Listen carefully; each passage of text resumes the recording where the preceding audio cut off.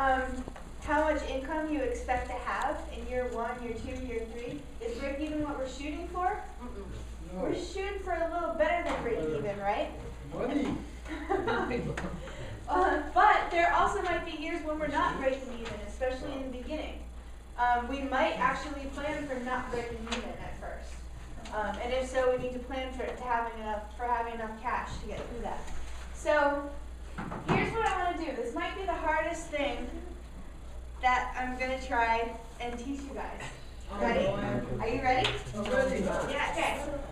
So we want to talk about how to estimate your income. Has anybody been thinking, like, how on earth am I ever going to estimate our income for this co-op?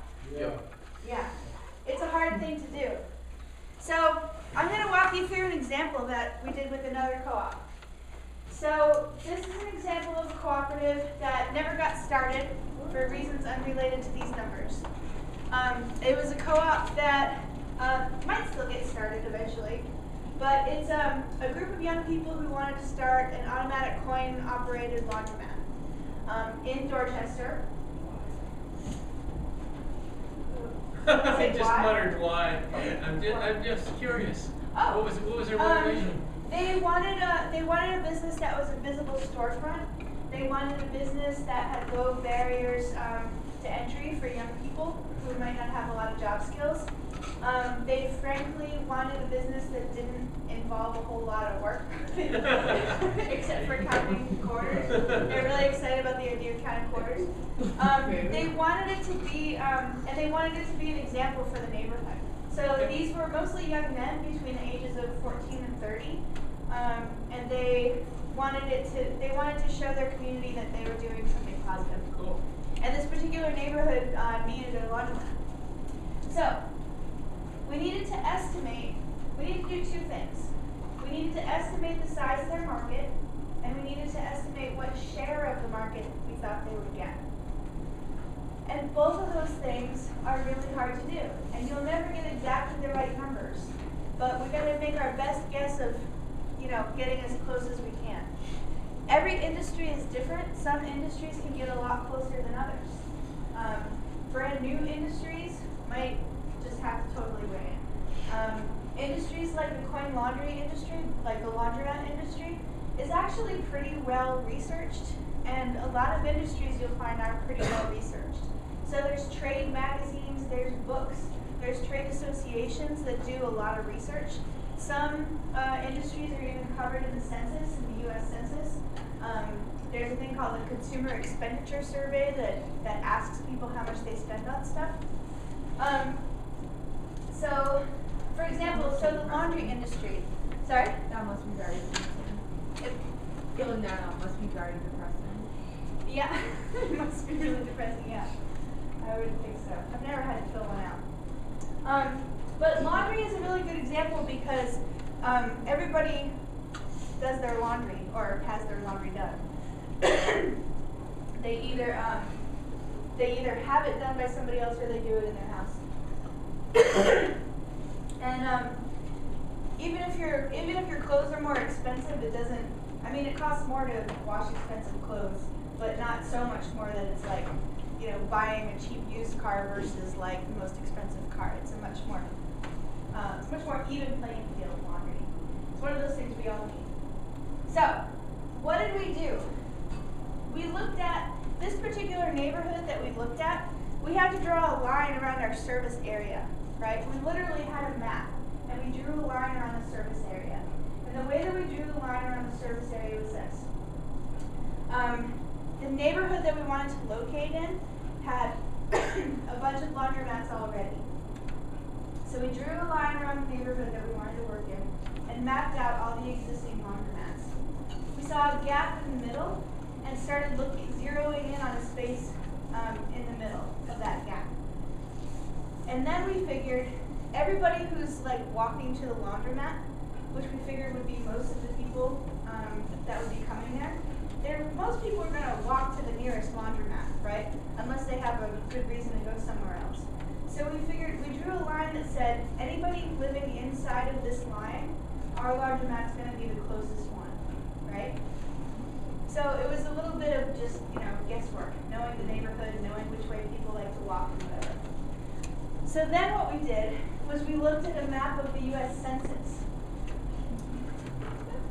Yeah, you're giggling? It could be really complicated if you want it to be, but it could also be really fun.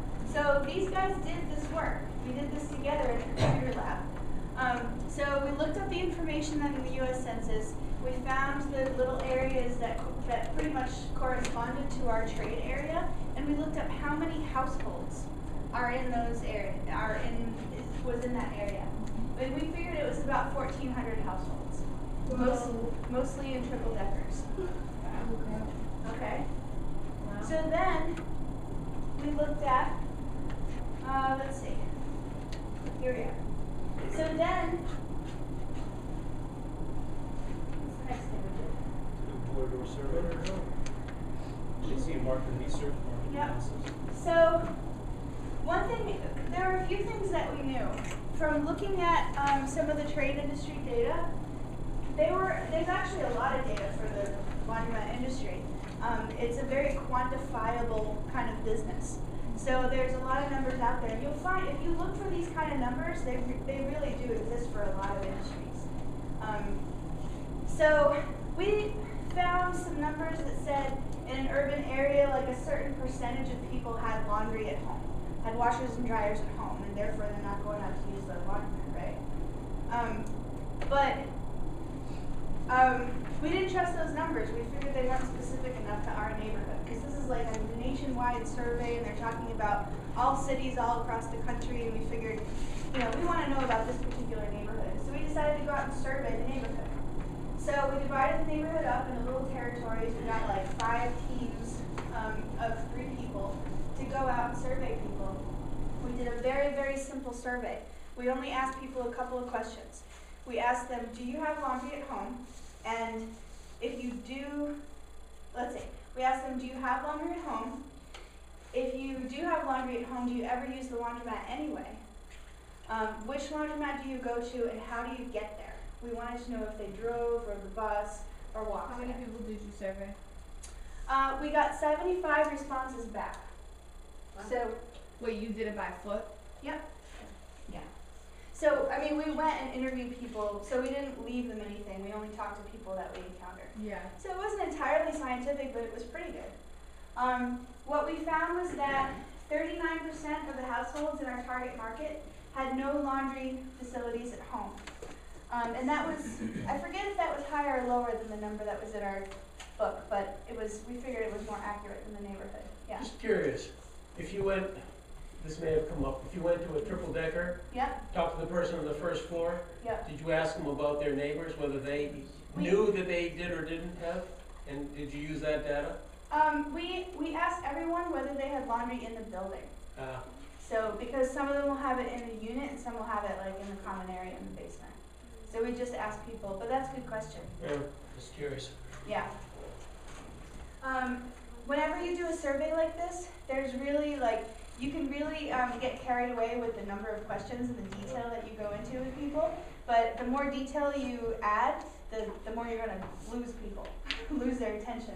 So you got to keep it as simple as possible. We went through like 10 different drafts of this survey, and every time we went through it, we made it shorter and shorter and shorter until it was like we just asked the questions that we really had to ask. Because nobody's going to stand there and answer 15 questions at the door. So 39% of households had no laundry in their building, so they're definitely going out to do laundry. Another 20% said they had laundry at home, but they go out anyway. Mostly because they don't have a washer big enough to handle like a big comforter or something like that. They have something large they want to wash. And this is where I couldn't actually find my original spreadsheet for this. And I did this on a clock for somebody else, so I probably shouldn't even be sharing it with you anyway. But it's a good thing I don't have the actual numbers. So, we learned from the industry data that the average household does a certain number of loads of laundry per person per month. And I can't remember that number. But, because what I could find was the final write-up of this stuff. But that was available from the industry data that everybody's studied already. And then we canvass the competitors, basically, the other laundromats in the neighborhood to see how much does a load of laundry cost in this neighborhood.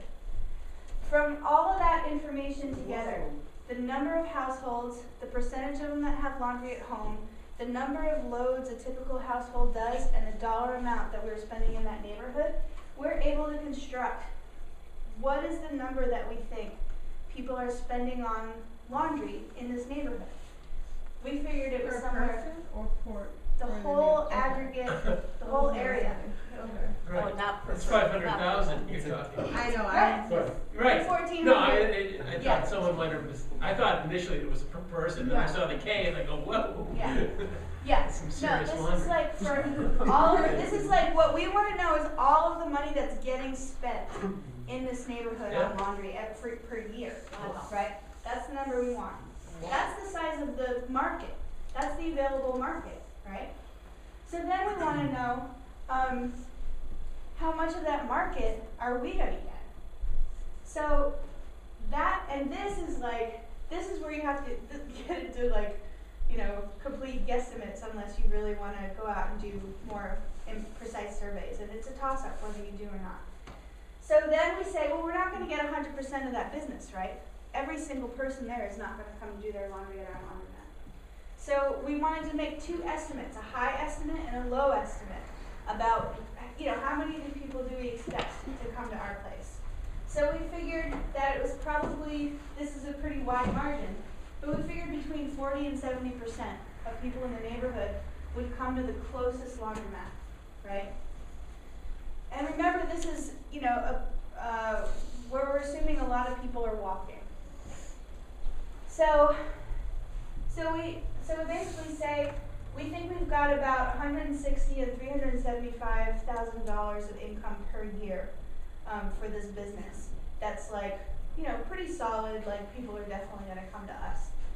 The problem is when we did our overhead expenses budget, like you guys did, this wasn't enough money to cover it. The overhead expenses, a laundromat is really expensive to put together, and the rent on that storefront was going to be really expensive, plus the wages of the people to staff it. This wasn't going to cut it, right? So we found out that that our trade area didn't actually have enough demand to support that store. Whoa, Yeah. back up a second. Yeah. Which figure, the lower figure? Let's say either one. Yeah. Really? It would need to be. Okay. We're still doing a theoretical example let's go. area here. So what do? Do we throw in the towel and say, oh well, I guess it won't work You have to here? bump up to 70%. You How get do you pinball do that? machines. By making your laundromat a destination laundromat. Okay. You gotta give them a reason for So coming to what your. kind of ways could you do that? Extreme. Put a Starbucks in the back. All right, depends on the Come on, neighborhood. you know Yeah, that. you put added attractions. Offer Yeah. childcare, free childcare for our. Excellent. Yeah. Or what, could you also scale down? I mean, could you also, because a lot of that initial cost is gonna be for the machinery. Right. Yeah. So, build it as you go. What'd you say? Larger. Self-tied and Can you say it again louder, sorry? two additional sale, like selling tied, you call it tied. Okay, yeah. Sure. Yeah, add more products to your lineup, you know. What we also talked about too was that to get imaginative about that trade boundary, right? So not everybody's going to be walking to the laundry. Some people are going to drive.